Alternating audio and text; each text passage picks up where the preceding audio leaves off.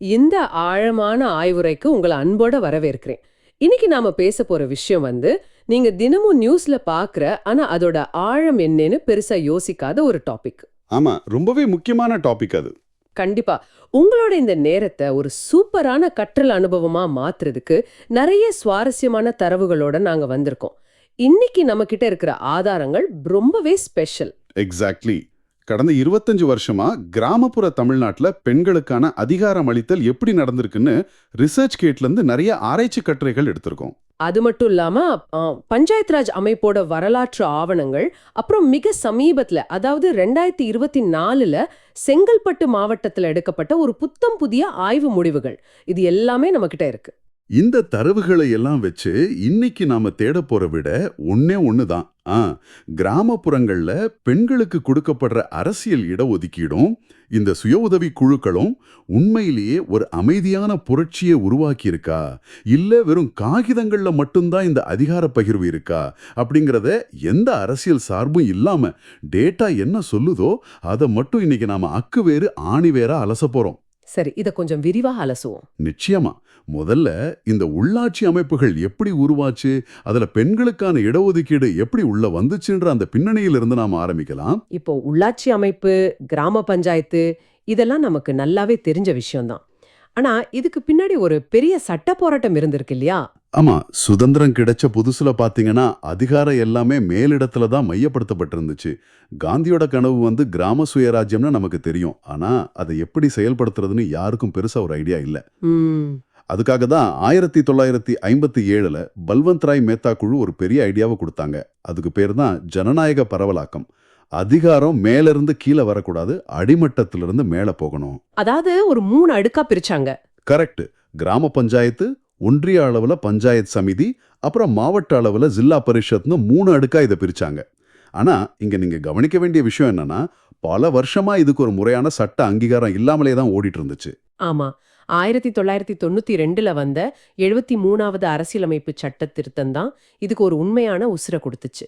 ஆமாங்க, இது பஞ்சாயத்துகளுக்கு அரசியலமைப்பு அங்கீகாரத்தை கொடுத்ததோட மட்டும் இல்லாம விளிம்பு நிலை மக்களுக்கும் குறிப்பா பெண்களுக்கு 33% இடஒதுக்கீட்டை கட்டாயமாக்குச்சு. இது இந்திய வரலாற்றிலேயே ஒரு மாபெரும் மைல்கல். கண்டிப்பா. அந்த 33% அப்படிங்கிறதே அந்த காலகட்டத்துல ஒரு பெரிய புரட்சியா தான் பார்க்கப்பட்டுச்சு. ஆனா இதுல எனக்கு ரொம்ப ஆச்சரியம் கொடுத்த இன்னொரு டேட்டா இருக்கு. என்னது அது? 2009ல மத்திய அமைச்சரவை பெண்களுக்கு 50% இடஒதுக்கீட்டை அங்கீகரிச்சாங்க. அதுக்கப்புறம் இந்தியாவிலேயே முதலா பீகார் மாநிலம் தான் உள்ளாட்சி அமைப்புகள்ல பெண்களுக்கு 50% இடஒதுக்கீட்டை அமல்படுத்தினாங்க. ஓ, அது பீகார் தானா? நிறைய பேருக்கு இது தெரியாது. ஆமா, ஆனா இதை விட ஒரு பெரிய ஆச்சரியம் ஒண்ணு இருக்கு. நீங்க கேரளாவில் இருக்கிற கோடச்சேரி பஞ்சாயத்தை பத்தி கேள்விப்பட்டிருக்கீங்களா? நம்ம ஆதாரங்கள்ல அதை பத்தி படிக்கும் போதே எனக்கு உண்மையிலே ரொம்ப ஷாக் ஆயிடுச்சு. கோடச்சேரி, ஆமா, 100% பெண்கள் அங்க. எக்ஸாக்ட்லி. அங்க தேர்ந்தெடுக்கப்பட்ட 100% உறுப்பினர்களும் பெண்களே. நீங்க யோசிச்சு பாருங்க, ஒரு முழு கிராமத்தோட நிர்வாகமும் பெண்கள் கையில. இது கேட்கும் போதே நமக்கு ரொம்ப வியப்பா இருக்குல்ல? அது ரொம்பவே அற்புதமான ஒரு உதாரணம் தான். ஒரு சிஸ்டம் முழுசா பெண்கள் கைக்கு மாறும்போது அங்க நடக்கிற நிர்வாக மாற்றங்கள் கண்டிப்பா கவனிக்கப்பட வேண்டியவை. ஆனா அரசியலை மட்டும் வச்சுக்கிட்டு நம்ம பெண்களுக்கான அதிகாரத்தை அளவிட முடியாது. வேற எப்படி அளவிடலான்னு சொல்றீங்க? வேலை வாய்ப்பிலும் அவங்களுக்கு என்ன இடம் கிடைக்குது அப்படிங்கிறது ரொம்ப முக்கியம். இந்த இடத்துல தான் தமிழ்நாட்டோட தனித்துவமான இடஒதுக்கீடு மாடலை நம்ம கூர்ந்து கவனிக்கணும். நம்ம டேட்டாவில் இதை ரொம்ப தெளிவா விளக்கியிருக்காங்க. அதை நான் சொல்றேன், ஏன்னா அது ரொம்ப இன்ட்ரெஸ்டிங்கான ஒரு கட்டமைப்பு. தமிழ்நாட்டோட 69% செங்குத்து இடஒதுக்கீடு மாடல் பத்தி நமக்கெல்லாம் நல்லாவே தெரியும். பிசிக்கு 26.5%, எம்பிசிக்கு 20%, எஸ்சிக்கு 15%, இப்படி ஒவ்வொரு சமூகத்துக்கும் ஒரு குறிப்பிட்ட சதவீதம் இருக்கு. ஆனா இதுக்குள்ளேயே பெண்களுக்குன்னு தனியா கொடுக்கப்படுற 30% கிடைமட்ட இடஒதுக்கீடு எப்படி வேலை செய்யுதுன்னு பார்த்தா அதுதான் உண்மையான கேம் சேஞ்சர். ஆமா, அதாவது எந்த சமூகமா இருந்தாலும் அதுல 30% பெண்களுக்கு போயிடும். இது போக தமிழ் வழியில படிச்சவங்களுக்கு 20%, ஆதரவற்ற கைப்பெண்களுக்கு 10%ன்னு பல உள்ஒதுக்கீடுகள் இருக்கு. கரெக்ட். இந்த மேட்ரிக்ஸ் மூலமா தான் கிராமப்புறங்கள்ல எந்த பின்புலமும் இல்லாத பெண்கள் கூட அரசு பணிக்கு வர முடியுது. இதில் ஆச்சரியப்பட வைக்கும் ஒரு விஷயம் என்னவென்றால், நீங்க சொன்ன இந்த சட்டங்கள், இடஒதுக்கீடுகள், வேலைவாய்ப்பு வாய்ப்புகள் எல்லாமே காகிதத்துல பார்க்கிறதுக்கு ரொம்ப பிரமாதமா இருக்கும். ஆனா களத்துல நிஜமா என்ன நடக்குது? அதாவது அந்த பிராக்டிகல் ரியாலிட்டி சொல்றீங்க? ஒரு பெண் பஞ்சாயத்து தலைவரா ஜெயிச்சுட்டா அடுத்த நாளே அவங்க கையில அதிகாரம் வந்துருதா? நிச்சயமா கிடையாது. இங்க தான் ஆராய்ச்சியாளர்கள் மேரி ஜான் மற்றும் ஜார்ஜ் டிமிட்ரோ ஆகியோரோட ஆய்வுகள் ஒரு கசப்பான உண்மையை உடைக்கிறாங்க. அதுக்கு பேரு தான் பினாமி அரசியல். ஓ, ப்ராக்ஸி லீடர்ஸ். ஆமாங்க. அரசு ஒரு வார்ட பெண்களுக்குன்னு ஒதுக்கிடுச்சுன்னா ஊர்ல இருக்கிற ஆதிக்கவாதிகளோ இல்ல அரசியல்வாதிகளோ தங்களோட வீட்டு பெண்களை வெறும் பொம்மை வேட்பாளர்களா நிறுத்துறாங்க. நம்ம ஊர்ல நிறைய இடத்துல பாக்குற விஷயம் தானே இது. கண்டிப்பா. நீங்க கிராமங்கள்ல நேர்ல போய் பார்த்தா தெரியும். பஞ்சாயத்து ஆபீஸ்ல தலைவர் நாற்காலியில ஒரு பெண் உட்கார்ந்திருப்பாங்க. ஆனா அவங்களுக்கு பின்னாடியே அவங்க கணவரோ மாமனாரோ நின்னுட்டு இப்படி கையெழுத்து போடு, இந்த கான்ட்ராக்டை இவருக்கு கொடுன்னு உத்தரவு போட்டுக்கிட்டு இருப்பாங்க. உண்மையான அதிகாரம் அந்த ஆண்களோட கையில தான் இருக்கு. ஒரு நிமிஷம், நீங்க சொல்றத பார்த்தா சட்டம் ஒரு பக்கம் இருந்தாலும் சமூகம் அதை ஏத்துக்கலைன்னு தோணுது. அப்போ இந்த இடஒதுக்கீடே ஒரு கண் துடைப்பு தானா? அது ரொம்ப வேதனையான ஒரு கேள்வி. ஆனா சில ஆய்வுகள் அது ஆமான்னு தான் சொல்லுது. ஏன்னா புதுடெல்லியில இருக்கிற ஒரு சேரி பகுதியில ஆன் வால்ட்ராப் நடத்தின ஒரு நீண்டகால ஆய்வு முடிவுகள் இதே தான் சொல்லுது. அரசியலுக்கு வர்ற பெண்களுக்கு தமக்கான சொந்த ஆதரவ வலையமைப்பு, அதாவது பேட்ரனேஜ் நெட்வொர்க்ஸ்னு சொல்ற அந்த அரசியல் பலத்தை சுயமாக உருவாக்க முடியறதே இல்ல. உண்மைதான். ஒரு எலெக்ஷன்ல நிக்கணும்னா பணம் வேணும், ஆட்கள் வேணும், லோக்கல் சப்போர்ட் வேணும். இதெல்லாம் அந்த பெண்களுக்கு அவங்களோட கணவர்கள் மூலமாவோ இல்ல ஆண் அரசியல் வழிகாட்டிகள் மூலமாவோ தான் கிடைக்குது. சரியா சொன்னீங்க. ஒருவேளை அந்த ஆண் தலைவர்கள் இவங்களுக்கு சப்போர்ட் பண்றதை நிறுத்திட்டா அந்த பெண்ணோட அரசியல் பயணமும் அத்தோட முடிஞ்சிருது. அவங்களுக்குன்னு தனியா எந்த பவருமே இல்ல. இது ரொம்ப பெரிய பின்னடைவு இல்லையா? கண்டிப்பா பெரிய பின்னடைவு தான். அரசியல் சார்பு நிலைன்றது பெண்களை எப்போதுமே ஒரு படி கீழே தான் வச்சிருக்கு. இதை விட ரொம்ப வேதனையான ஒரு விஷயத்த கர்நாடகாவில் நடந்த ஒரு ஆய்வு நமக்கு தெளிவா காட்டுது. இது ஒரு ஆணாதிக்கம் சம்பந்தப்பட்ட பிரச்சனை மட்டும் இல்ல, இதுக்குள்ள சாதியமும் எப்படி பின்னி பிணைஞ்சிருக்குன்னு பாருங்க. கர்நாடகா ஆய்வு என்ன சொல்லுது? கர்நாடகால சில இடங்கள்ல தலித் சமுதாயத்தைச் சேர்ந்த பெண்கள் பஞ்சாயத்து தலைவரா தேர்ந்தெடுக்கப்பட்டாலும் அவங்கள முழுமையா 5 வருஷம் பதவியில இருக்க அங்க இருக்கிற ஆதிக்க சாதியினர் அனுமதிக்கிறதே இல்ல. ரொம்ப கொடுமையான ஒரு விஷயம் இது. ஆமா, சட்டம் அவங்களுக்கு அதிகாரம் கொடுத்தாலும் உள்ளூர் அரசியல் காரணங்களுக்காக அவங்கள வெறும் 1 வருஷம் மட்டும் பதவியில உட்கார வச்சுட்டு அப்புறம் கட்டாயப்படுத்தி ராஜினாமா செய்ய வைக்கிறாங்க. இது எவ்வளவு பெரிய முரண்பாடுன்னு நீங்களே யோசிச்சு பாருங்க. அடப்பாவுமே, இது கேட்கவே ரொம்ப அதிர்ச்சியா இருக்கு. சட்டங்கள் மட்டும் பத்தாது, சமூகத்தோட மனநிலையும் மாறணும் அப்படிங்கறது இங்க ரொம்ப தெளிவா புரியுது. இங்குதான் விஷயம் ரொம்ப சுவாரஸ்யமா மாறுகிறது. எப்படி? இப்படிப்பட்ட தடைகளை, குடும்பத்தோட கட்டுப்பாடுகளை, ஊர்ல இருக்கிற ஆணாதிக்க சிந்தனைய இந்த பெண்கள் எப்படி உடைக்கிறாங்க? அரசியல் அதிகாரத்தால நேரடியா கிடைக்காத அந்த சுயாட்சிய பெண்கள் தங்களுக்கு தாங்களே உருவாக்கிக்க ஒரு புது வழியை கண்டுபிடிச்சாங்க. ஓ, அந்த சுய உதவி குழுக்கள் பத்தி சொல்றீங்களா?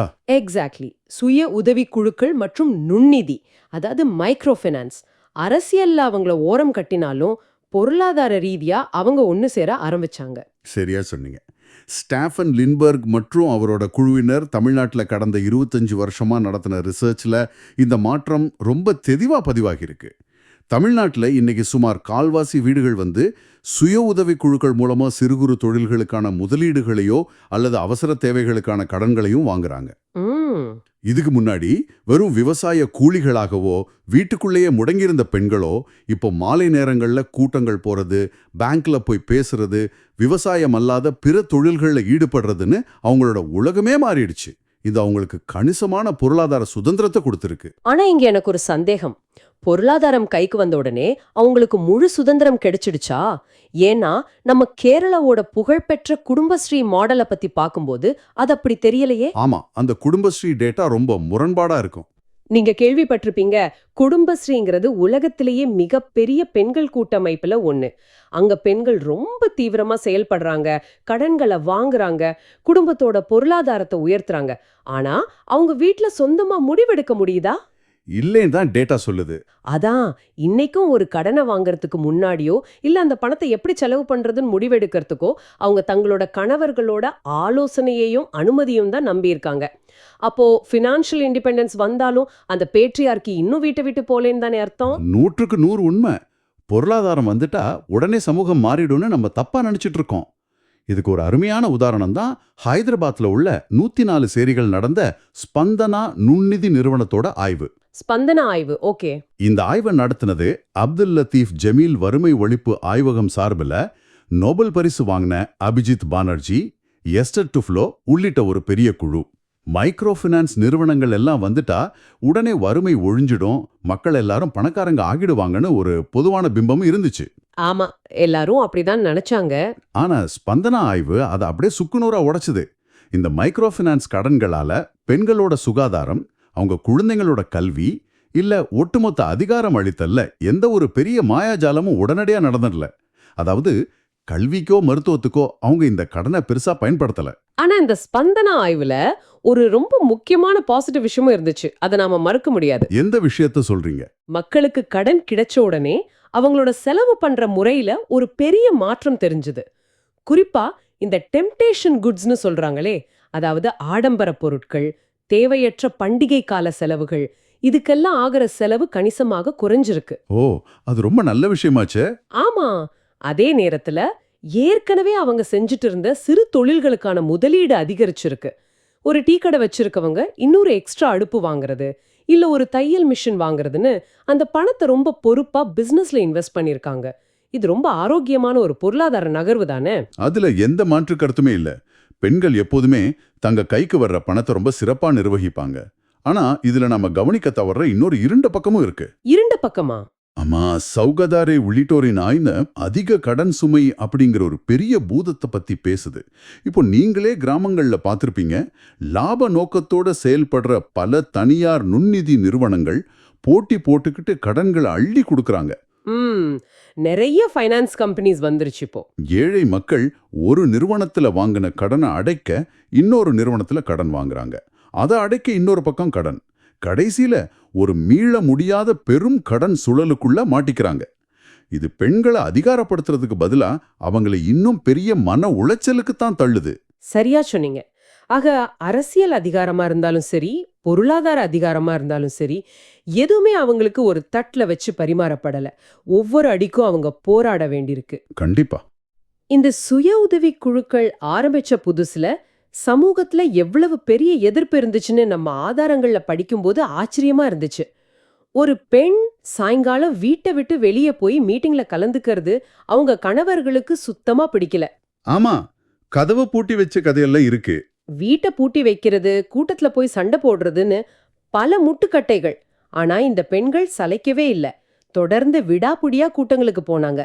மற்ற பெண்களோட சேர்ந்து பேச ஆரம்பிச்சாங்க. அந்த ஒருமைப்பாடுதான் வீட்ல இருந்து எதிர்ப்புகளை மெல்ல மெல்ல தகர்த்தெறிஞ்சது. அந்த விடாமுயற்சி தான் இங்க ஹீரோ.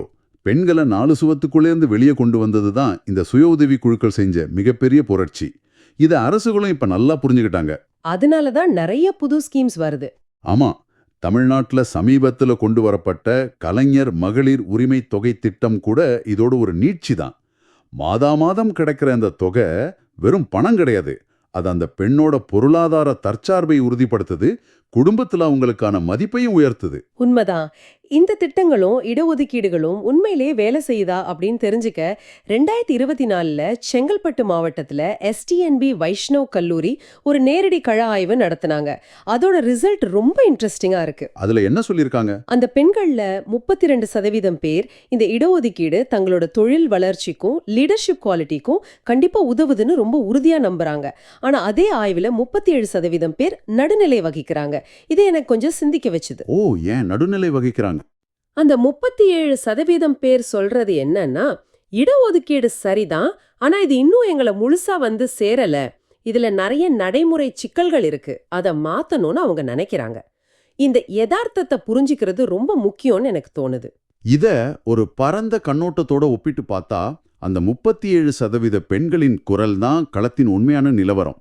ஏன்னா இந்த பெண்கள் வெறும் ஒரு லோன் வாங்குறதுக்காகவோ இல்ல ஒரு பஞ்சாயத்து போஸ்டிங்குக்காகவோ மட்டும் ஒன்னு சேரல. அவங்களோட பார்வை ரொம்ப விசாலமா இருக்கு. ஓகே, இத புரிஞ்சிக்க நாம ஒடிசாவில் நடந்த ஒரு ஆய்வை பார்க்கணும். அங்க இருக்கிற சுய உதவிக்குழு பெண்கள் பெண்ணிய அரசியல் சூழலியல் என்ற ஒரு தளத்துல வேலை செய்யறாங்க. இது ஏதோ பெரிய வார்த்தை நினைக்க வேண்டாம். அதாவது ஃபெமினிஸ்ட் பொலிட்டிக்கல் எக்காலஜி. கரெக்ட்.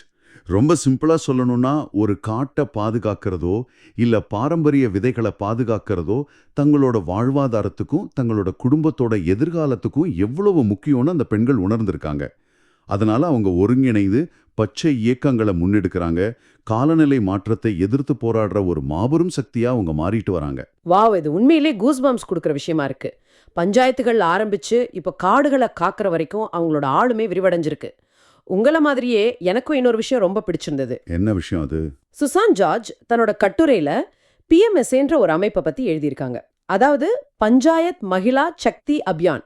இது என்னன்னா, பஞ்சாயத்துல ஜெயிக்கிற பெண் பிரதிநிதிகள் சந்திக்கிற பொதுவான பிரச்சனைகளை பேச உருவாக்கப்பட்ட ஒரு தேசிய அளவிலான நெட்வொர்க். ம் இந்த மாநாடுகளுமே என்ன நடக்குதுன்னா, ஒரு தலித் பெண் பஞ்சாயத்து தலைவரும் ஒரு ஆதிக்க ஜாதி பெண் தலைவரும் தங்களோட சாதி, மதம், வர்க்கம் எல்லாத்தையும் தாண்டி ஒன்னா உட்கார்ந்து பேசுறாங்க.